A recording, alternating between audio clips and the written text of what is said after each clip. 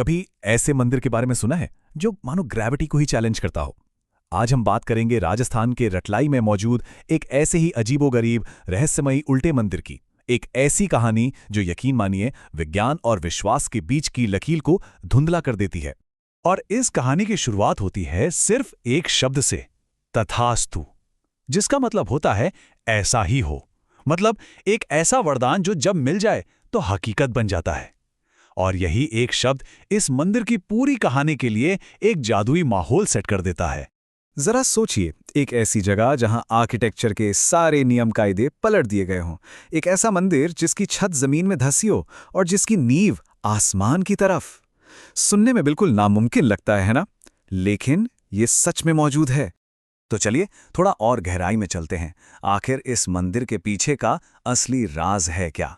इसकी कहानी एक बहुत ही अजीब इच्छा या शायद एक अधूरे रह गए अनुष्ठान से जुड़ी है। ये मंदिर इंजीनियरिंग के हर नियम को तोड़ता हुआ नजर आता है। सोचकर देखिए, नींव ऊपर की तरफ और शिखर नीचे। बड़े बड़े लाल पत्थर एक दूसरे के ऊपर रखे हैं, बिना किसी सीमेंट, चूने या गारे के। सवाल यह है कि यह आखिर मुमकिन कैसे हुआ? अच्छा, इस पहेली को समझाने के लिए ना एक लोकल कहानी भी है। तो चलिए देखते हैं कि ये कहानी कैसे कुछ तांत्रिकों की एक अधूरी साधना से जाकर जुड़ जाती है। तो किस्सा कुछ यूं है कि सदियों पहले कुछ बहुत ही शक्तिशाली तांत्रिकों ने यहाँ एक सीक्रेट अनुष्ठान शुरू किया। उनका मकसद था अलौकिक शक्तियां हासिल करना और एक देवी को प्रकट करना। माना जाता है कि उन्होंने अपनी तंत्र मंत्र की शक्तियों का इस्तेमाल करके घने अंधेरे में रातों रात इस मंदिर को बनाना शुरू कर दिया। और उनका प्लान पता है क्या था? वो इस मंदिर को उड़ाकर कहीं और ले जाकर स्थापित करना चाहते थे। लेकिन हर कहानी में एक ट्विस्ट तो होता ही है। ठीक सुबह होने से जरा सा पहले एक मुर्गे ने बांग दे दी और बस सूरज की पहली किरण पड़ते ही उनका सारा जादू टूट गया।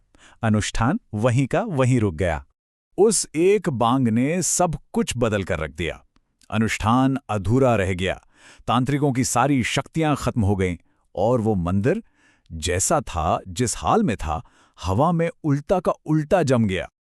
लेकिन क्या हर रहस्य का जवाब सिर्फ कहानियों में ही मिलता है? चलिए अब इस मंदिर को थोड़ा विज्ञान और आर्किटेक्चर के नजरिए से भी देखते हैं। जो हिस्टोरियंस और एक्सपर्ट्स हैं, उनका मानना है कि ये मंदिर 10वीं या 11वीं सदी के आसपास बनाया गया था। मतलब ये एक बहुत ही पुरानी एंशिएंट बनावट है।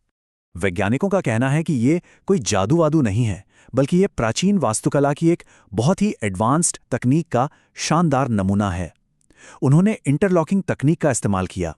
इसमें पत्थरों को आप समझिए पजल के टुकड़ों की तरह तराशा जाता था, ताकि वो एक दूसरे में बिल्कुल फिट हो जाएं और एक मजबूत ढांचा बना सकें। तो अब हमारे सामने दो बिल्कुल अलग-अलग थ्योरीज हैं। एक तरफ है तांत्रिक शक्तियों की एक अविश्वसनीय कहानी और दूसरी तरफ है प्राचीन इंजीनियरिंग का एक हैरतअंगेज कमाल। अब सवाल यह है कि यकीन किस पर किया जाए? चलिए, ये तो हो गई इतिहास की बात।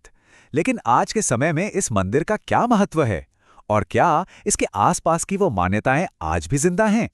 देखिए, वहाँ के जो स्थानीय लोग हैं वो आज भी मानते हैं कि इस जगह में कोई दिव्य ऊर्जा है।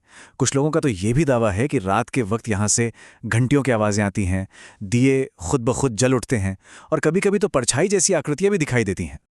और पता है, यही रहस्य, यही मिस्ट्री इसे टूरिस्ट्स और रिसर्चर्स दोनों के लिए एक हॉटस्पॉट बना देती है।